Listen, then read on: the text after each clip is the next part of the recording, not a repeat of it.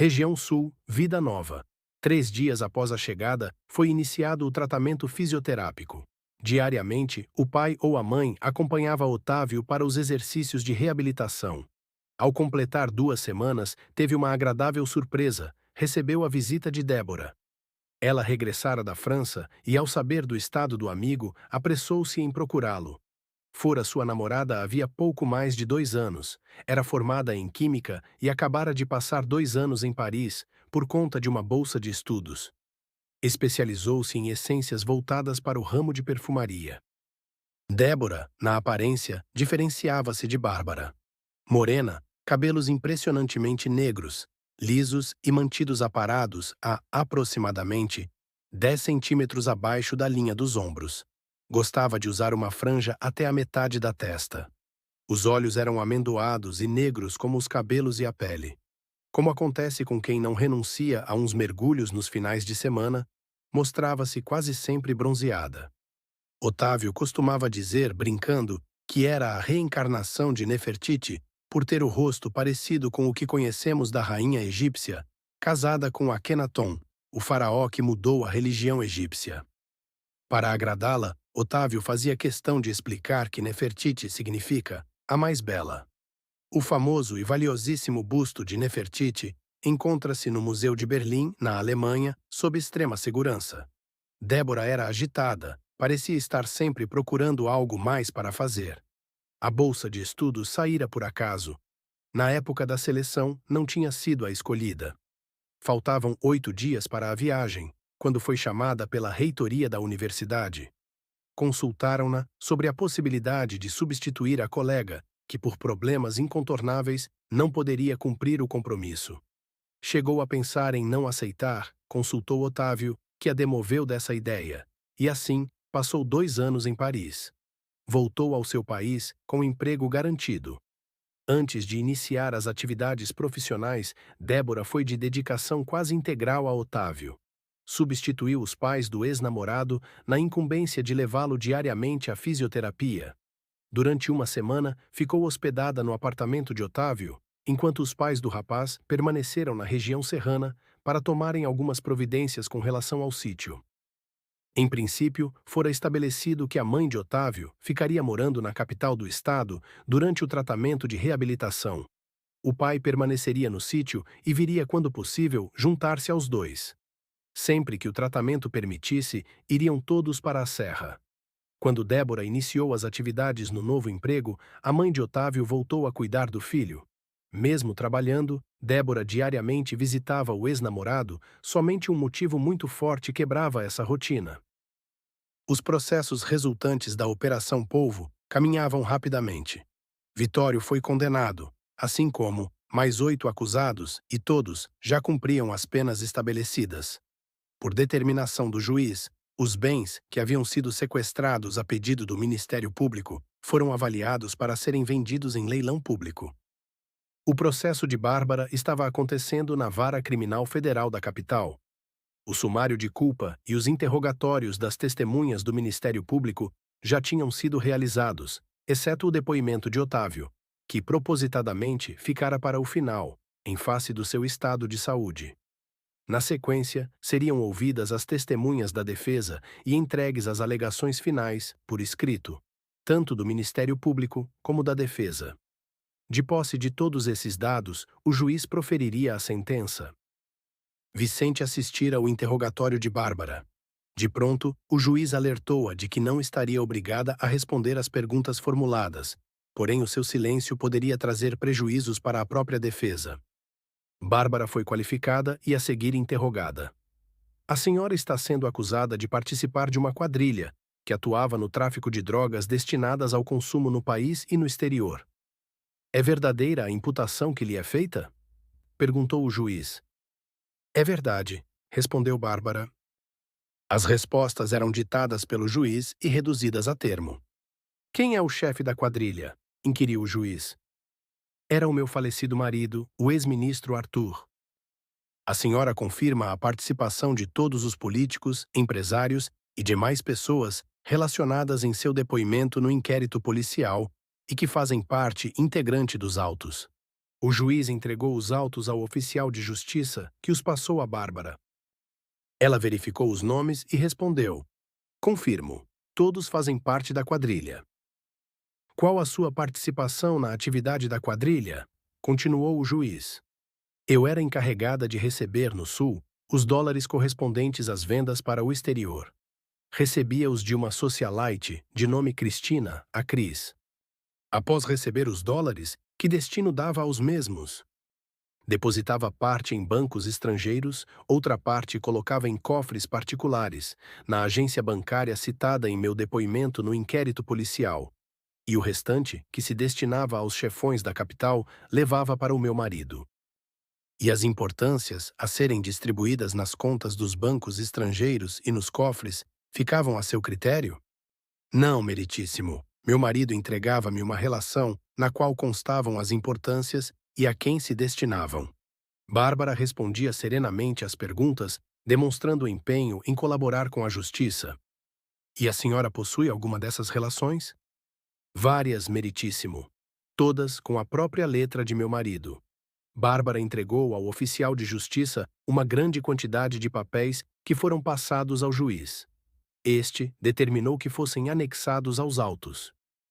Prosseguiu com o interrogatório.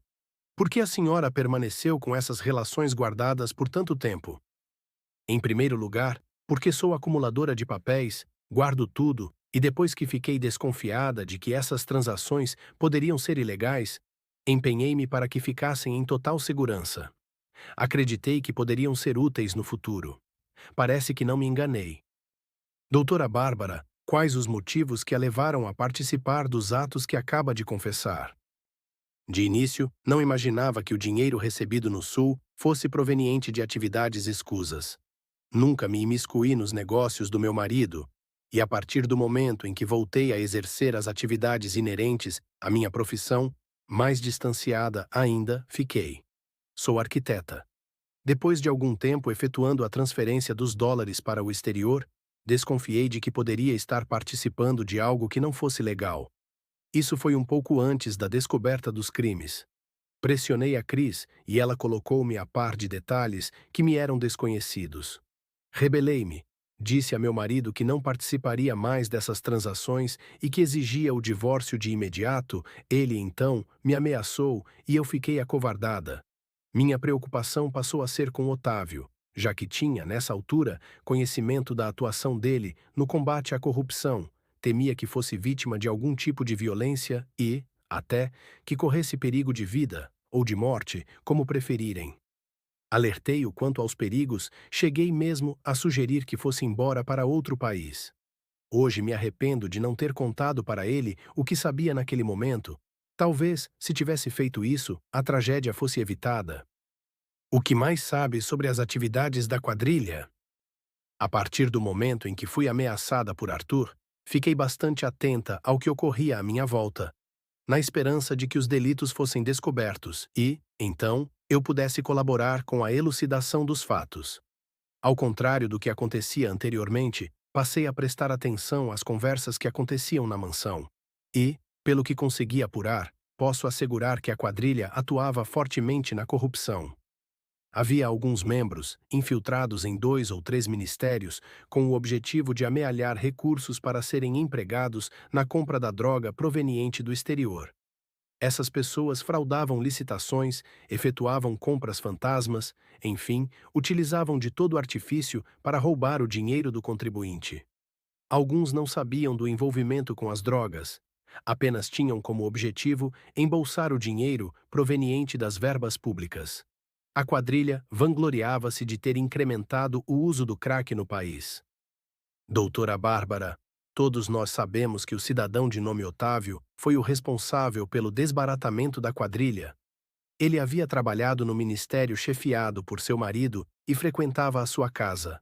Qual o seu relacionamento com o doutor Otávio? Tenho convicção de que este momento pode estabelecer um marco no país. Há algum tempo, em qualquer roda de conversa informal, vinha sendo comum ouvirmos comentários desairosos com relação a políticos e autoridades em geral. Havia unanimidade com relação à existência de corrupção no poder público. Entretanto, à vista dos fatos que estão emergindo com a Operação Polvo, o sentimento é de perplexidade. Imaginava-se que eram atos isolados de pessoas desonestas, que se aproveitavam da precária fiscalização e da impunidade para enriquecerem, mas agora nos estarrecemos ao tomar conhecimento da existência de verdadeira quadrilha sangrando os cofres públicos e, como consequência, estamos nos deparando com uma das maiores crises de todos os tempos. Crise de toda a ordem, econômica, política, com os seus reflexos no desemprego e na quebra de empresas, sejam estatais ou particulares. Com certeza devem estar pensando que todo este discurso tenha como objetivo fugir da pergunta que me foi feita. Desculpe-me, meritíssimo, se tergiversei, mas o que pretendo demonstrar é que, à vista desse quadro caótico em que nos encontramos, é mandatório que a verdade prevaleça. Não omitirei nada. E, em nome da verdade, confesso que nós, eu e o Otávio, nos apaixonamos. Foi algo natural, inerente ao ser humano, amor puro e irrestrito.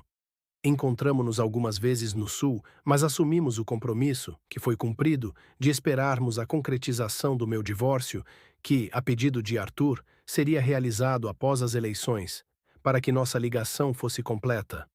Houve amor, sim, mas afianço-lhe, não houve sexo. É provável que nosso romance não tenha futuro. Depois de muita insistência da minha parte, ele esteve na carceragem da Polícia Federal e foi taxativo. Não sente mais nada por mim. A decepção foi muito grande. Bárbara respondeu com segurança, como se já esperasse a pergunta e tivesse optado previamente pela franqueza. Nada de subterfúgios. De qualquer forma, as pessoas presentes tiveram uma reação de espanto pela maneira contundente da resposta. A maioria ajeitou-se nas cadeiras ao sentir o impacto. Após uma pequena pausa, o juiz determinou: "O interrogatório está encerrado." O escrivão acabou de digitar o depoimento, leu-o e rubricou-o. Bárbara e o juiz assinaram. Quando Bárbara retirava-se do tribunal, Vicente conseguiu trocar algumas palavras com ela. "Bárbara, tenha esperanças. Não há ninguém que não esteja convencido da coação exercida por seu marido. Tomara que seja assim mesmo. De qualquer forma, quem eu queria que pensasse dessa maneira não me perdoa", disse Bárbara amargurada. "Dê um tempo, tudo vai ser superado." Após consolá-la, Vicente prosseguiu. "Soube que seu advogado entrou novamente com o pedido de liberdade provisória. Ele acha que em 2 dias, no máximo, estará em casa aguardando julgamento. Na última vez que nos encontramos, disse estar convicto de que a Cris confirmará o depoimento no tocante à data em que ela a colocou a par das transações ilícitas, e segundo ele, acontecendo isso, você será absolvida." "Vicente, você tem sido um amigo leal." Ela segurou as mãos de Vicente e beijou-lhe o rosto. "Não imagina como é importante para mim. Os amigos sumiram. Como tinha dito a Otávio, sinto-me como uma pessoa portadora de doença contagiosa, ninguém quer se arriscar a ficar por perto. Não me agradeça, confio na sua honestidade. Qualquer um no seu lugar seria envolvido pelas circunstâncias." "E Otávio, como está?" "Continua com a fisioterapia, os progressos têm sido pequenos. Daqui a alguns dias virá à capital para prestar depoimento. O Ministério Público arrolou-o, no seu processo, como testemunha de acusação. O juiz achou por bem não utilizar a carta precatória." Que ironia! 2 pessoas que se amavam tanto, que admitiam não conseguir viver uma sem a outra, são colocadas antagonicamente. O depoimento do homem que amo pode me colocar na cadeia por longo tempo. Fique tranquila, asseguro que não fará nada que lhe prejudique. Tenho que voltar à prisão. Mais uma vez obrigada por tudo.